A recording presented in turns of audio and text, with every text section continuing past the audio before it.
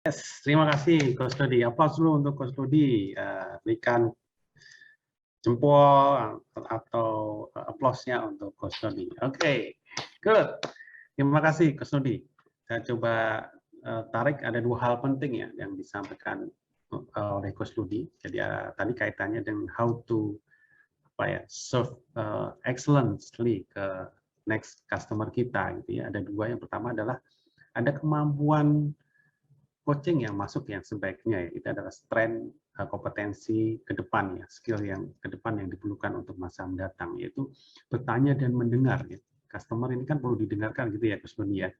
Setelah mendengar, kita how to action itu juga penting, dan kemudian kita juga bisa menggali sebenarnya keinginan dari customer kita itu apa. Nah ini kan tadi disampaikan bahwa coaching adalah proses berpartner, jadi equal gitu ya, mewujudkan goal masa depan dengan cara menyiapkan langkah-langkah strategis yang harus dilakukan mencapai goal tersebut. Nah, ini sangat relevan dengan tadi bagaimana kita memastikan dan bisa memberikan service yang excellent kepada customer kita. Yang kedua, yaitu yang hal penting juga untuk meningkatkan dan relevan ya, mengimprove service excellent ini adalah pola komunikasi ya, Coach Dodi. Bagaimana kita dapat berkomunikasi lebih baik lagi dengan customer dan klien kita. Tentunya tadi disampaikan adalah bagaimana kita tahu dominasi dari lawan bicara kita. Bagaimana kita berinteraksi kepada tipe orang yang berbeda, gitu ya, Coach. Nah, tadi di Hijrah Code itu ada kuesioner dari MyBrain yang memang bersertifikasi dari UK langsung, dan Hijrah Code ini memiliki Coach Dodi, hanya khusus ya di Indonesia ini ya, MyBrain. Nah itu dengan kita memahami pola customer kita itu akan lebih baik, jadi kecenderungannya otak seorang ini lebih kemana gitu, sehingga aksi kita pun juga lebih fokus gitu ya, sehingga kita bisa memberikan ke customer kita lebih baik lagi servis kita. Baik, terima kasih Coach Dodi atas pemaparannya. Nah ini kita akan masuk ke sesi question and answer ini. Coach Dodi dan Coach Cici sudah siap ya. Ini ada beberapa pertanyaan yang masuk. Kita akan coba pilih 3 dulu. Dan terima kasih ya buat Bapak Ibu yang sudah mention Hijrah Coach di Instagram Hijrah Coach. Nah, nanti Mas Rizky udah melihat nih beberapa sudah naik ke Insta Story. Oke. Baik, masuk ke pertanyaan pertama ya, Coach Rudi dan Coach Cici. Saya coba cek pertanyaannya tadi dari Faida. Dari Faida, ini Ibu ya, atau Bapak Faida Khalid ya, dari 0852 sekian. Pertanyaannya, bagaimana menghadapi pelanggan yang enggan memberikan data? Rada curiga, gitu. Padahal untuk pengelolaan data akan membuat bisnis bisa digerakkan, gitu ya. Ini sepertinya dalam satu perusahaan ya. Jadi menghadapi pelanggan yang enggan memberikan data. Oh, pelanggan, jadi di luar ya. Jadi menghadapi pelanggan yang enggan memberikan data, rada curiga. Padahal untuk pengelolaan data akan membuat bisnis bisa digerakkan. Nah, mungkin bisa dijawab, Coach Cici atau Coach Budi, silakan. Masih mute, Coach?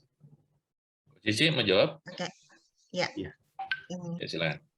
Iya, saya pikir pelanggan itu ada tipikal pelanggan ya, masing-masing orang. Seperti tadi Coach Rudi sudah jelaskan bahwa setiap orang itu punya dominan yang berbeda.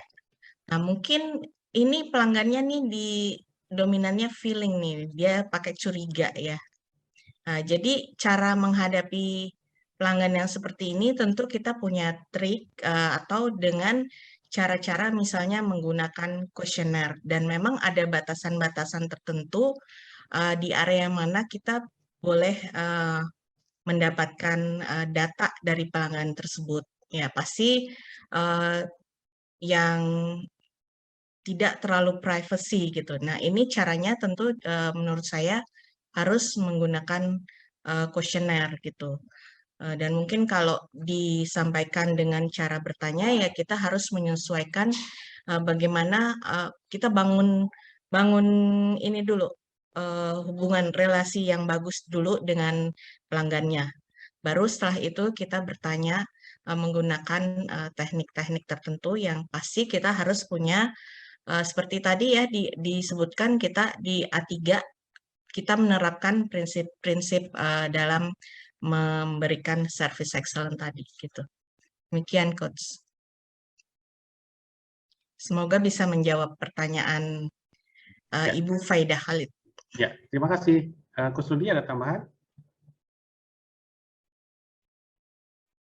Ya, mungkin ya perlu kitanya, memang zaman sekarang agak susah juga ya, misal apalagi lewat telepon, lewat WA gitu ya. Orang kan curiga juga. Ya tentu kita perlu tadi itu building raponya juga mungkin Coach Cici ya. Jadi kita harus paham dulu kita kenali dulu lah. Dia perlu kenal kita dulu tuh si pelanggannya. Terus mungkin bawa juga legalitasnya kita juga ya. Kita bener nggak dari kantor yang bersangkutan gitu kan. Saya juga soalnya ngeri juga kalau ditanya-tanya dari WA gitu. Kira-kira gitu, itu masalah teknis sebenarnya sih. Oke, baik. Terima kasih Coach Rudi, Coach Ceci. Jadi lebih ke pola komunikasinya, bagaimana meng-engage customer gitu ya, sehingga merasa bisa win-win gitu ya, Coach Rudi, membuat setara gitu ya, sehingga lebih terbuka. Baik, terima kasih Ibu Faidah Khalid atas pertanyaannya. Saya lanjut ke pertanyaan kedua ini dari Nudzran, gitu ya, 085260 sekian.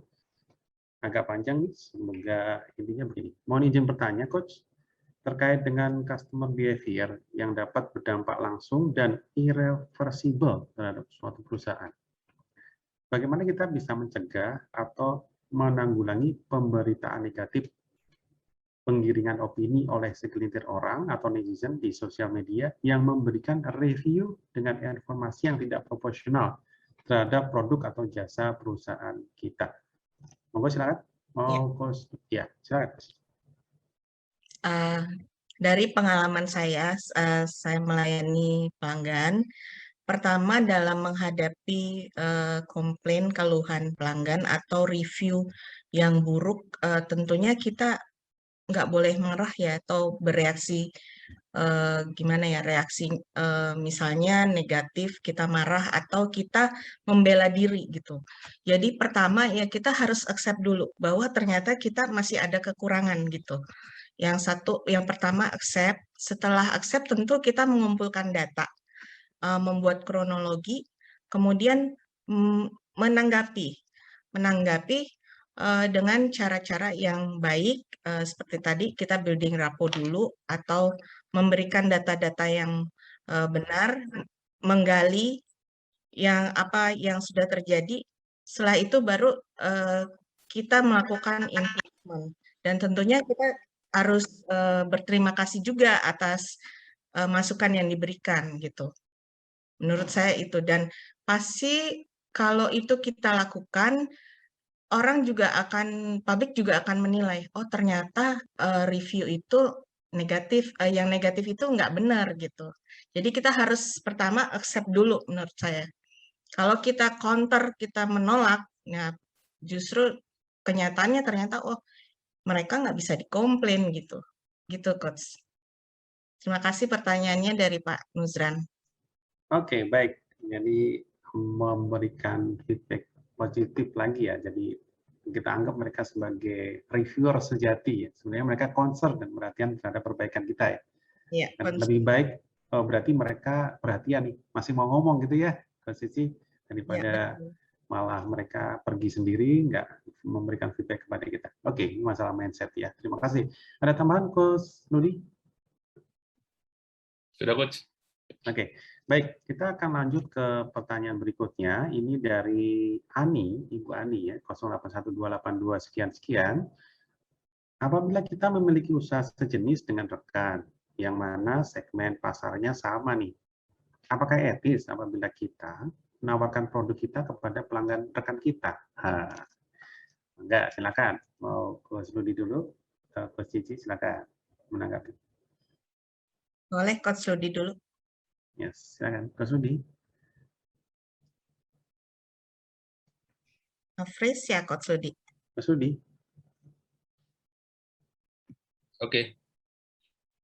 kalau kita misalkan punya usaha sejenis dengan rekan ini, maksudnya teman gitu ya, Iya, ini teman. terus segmen pasarnya sama, apakah etis atau bisa kita etis atau tidak ya? Jadi masalah ya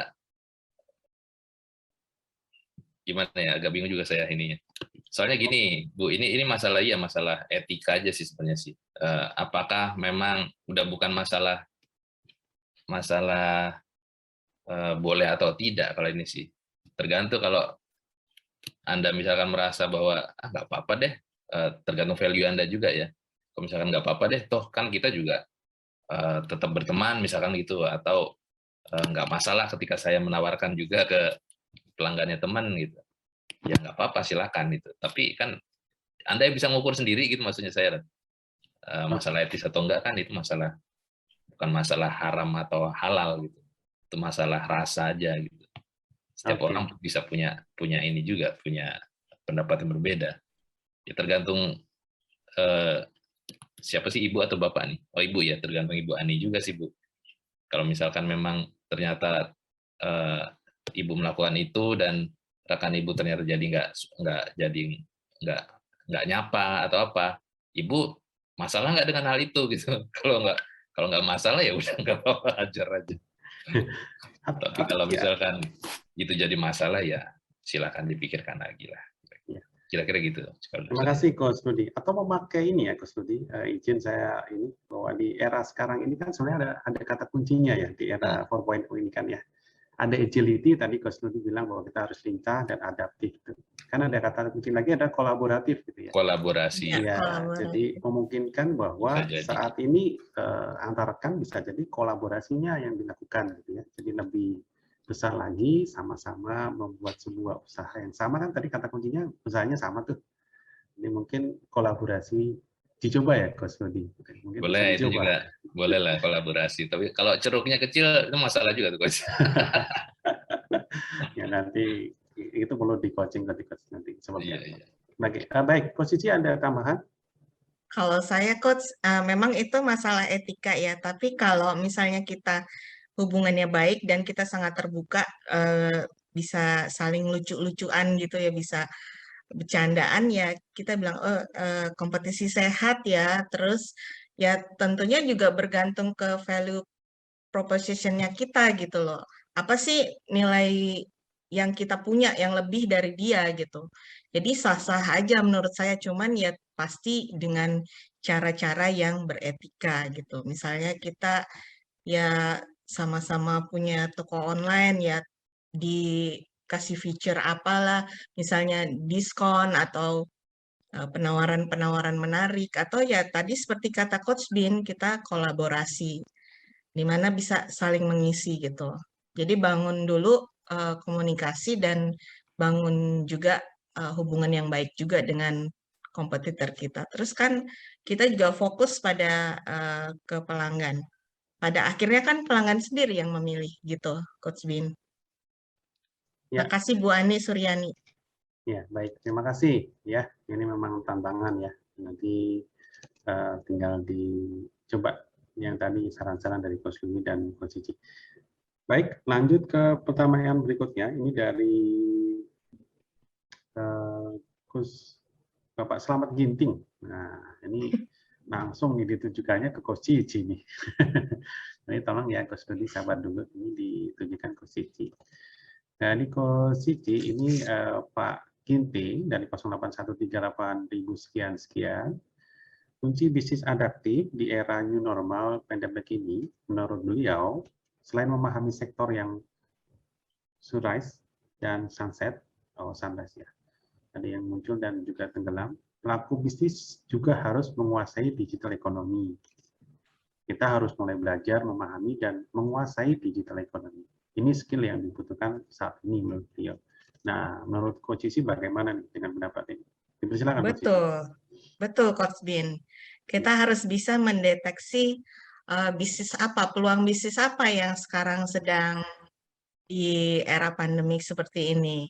Misalnya ibu-ibu kan cenderung belanja online gitu ya. Sekarang ya kita ikuti tren itu dan produk apa yang paling dibutuhkan gitu. Kita lihat apa kalau sunrise ini kan artinya sedang mencuat ya. Kalau sunset itu sebaliknya gitu. Jadi jangan kita bertaruh pada sektor yang justru akan meredup gitu. Nah, kemudian penguasaan digital ekonomi ya juga betul juga. Selain itu juga skills yang lain yang terutama sih kalau menurut saya kalau memang ingin masuk di bisnis saat ini selain melihat peluang juga tadi ya bangun attitude yang baik gitu, memperhatikan pelanggan. Kembali lagi ke situ. Terima kasih Coach Bin. Terima kasih Coach Ginting ini sebenarnya yang tanya ini. Oh siap, Coach Ginting. Oh sesama ya, teman sejawat gitu ya. Iya, Oke. teman sejawat. Baik, ini pertanyaan, oh masih ada lagi. Oke, kita coba batasin 2 lagi ya. Oke, baik. Yang berikutnya ini dari Bapak Rudi 0813-160 sekian. Kalau ini case ini, Coach Rudi, Coach Cici. Jadi beliau itu ada bisnis pengadaan mesin kasir untuk, nah ini ceruknya ini juga nih, untuk usaha F&B. Jadi pengadaan mesin kasir untuk usaha F&B. Selama masa pandemi ini kebutuhan customer sangat menurun. Bahkan beberapa customer kita yang sudah ada itu justru gulung tikar. Adakah masukan atau solusi dengan bisnis saya ini supaya tetap berjalan ke depannya? Terima kasih atas masukan dan sarannya. Wah, ini kalau coaching langsung lebih enak nih seperti ini ya. Tapi oke, mungkin dikasih dulu secara gambaran ya, Coach Rudi atau Coach Cici silakan. Coach Rudi. Ya, Coach Rudi silakan. Oke, ya tadi sebenarnya clue-nya sudah disampaikan juga tuh. Ya memang sekarang era ini ya, era tidak normal nih. Ya berarti kita perlu adaptasi juga. Ya cari opportunity baru. Yang saat ini di masa pandemi justru naik tuh apa? Kita perlu identify itu sih sebenarnya. Sebenarnya bukan cuma di usaha F&B sih, sebenarnya semua juga kena nih. Apalagi di pengadaan mesin ya. Kalau saran saya sih segera cari yang baru, Pak. Segera cari baru. Sebenarnya banyak juga sih opportunity yang kalau kita pelajari itu justru banyak di masa pandemi ini. Di area kesehatan mungkin kah? Kalau dulu awal-awal jual masker ya, ini banget ya.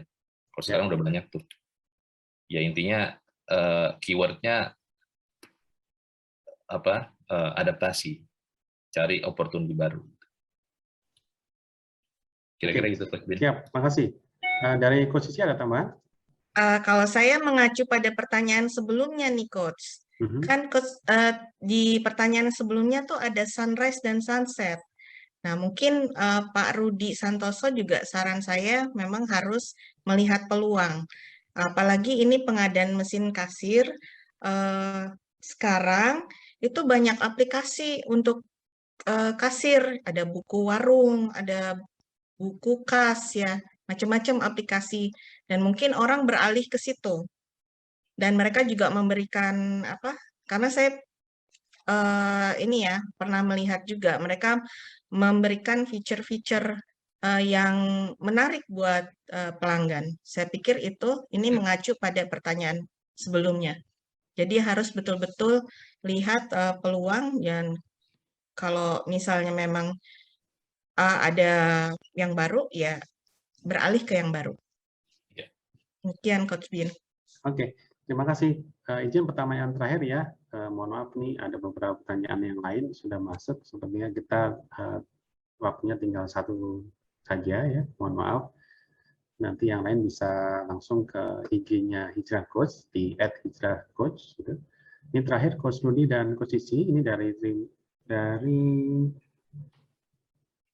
Trimulato ya. Trimulato ini nanti tolong disampaikan nomor handphonenya ya. Jadi Assalamualaikum, izin bertanya nih bagaimana service excellent bagi lembaga keuangan syariah di masa pandemi dan bagaimana dengan layanan membedakan antara customer reguler dan customer prioritas terhadap kemajuan bisnis. Oke, silakan Mas Nudi atau Mas Cici. Cici silakan. Kalau saya ini Coach, kita kan biasanya kalau di lembaga keuangan itu sudah menggunakan Customer Relation Management ya, CRM ya. ya CRM. Jadi saya pikir ini udah bisa didapat datanya dari situ, mana yang reguler, mana yang prioritas. Dengan demikian kita bisa langsung memberikan seperti tadi saya bilang customized service. Jadi memang disesuaikan dengan pelanggannya. Mungkin untuk antrian atau apa gitu. Kalau yang reguler ngantri, yang untuk prioritas dibebaskan antri. Dari data pengelolaan pelanggan sudah bisa diidentifikasi, gitu Coach. Terima kasih Pak Trimulato. Oke, ada tambahan Coach Rudi? Ya, ya kalau dari saya, ya betul sih. Dari kita pertama sih perlu identify dulu ya, customer-nya seperti apa. Terus bagaimana aplikasi service excellence bagi lembaga keuangan syariah? Ya tadi itu customer experience-nya perlu dibuat dulu tuh. Terus kemudian elemen-elemen terlibat dari dapur sampai front end-nya juga perlu diimprove juga tuh. Ya detailnya sih mungkin perlu pembedahan lebih panjang lagi ya. Tapi kira-kira framework-nya seperti itu sih, Coach Bin. Oke, baik. Terima kasih, Coach Rudi. Aduh, kita nggak terasa juga ya. Udah dari jam 7:30, kita udah 9 lebih, 1 jam sudah lebih. Oke, Bapak Ibu semuanya, sembari kita menunggu ya. Jadi terima kasih sekali Bapak Ibu sudah memberikan pertanyaan dan aktif sekali di webinar malam hari ini. Nanti sembari menunggu, panitia juga akan melihat beberapa peserta yang aktif, baik di chatbox kita ataupun di IG, gitu. Akan ada pengumuman dari manajemen Hijrah Code ya, sembari kita menunggu pemenang pada malam hari ini. Dan perlu diingatkan juga di chatbox sudah ada form ya, bila mana Bapak Ibu semua yang menginginkan e-sertifikat, silakan untuk mengisi laman di link yang sudah diberikan. Silakan masuk saja di situ, nanti akan setelah diisi e-sertifikat langsung dikirim Bang. Jadi pastikan alamat emailnya benar.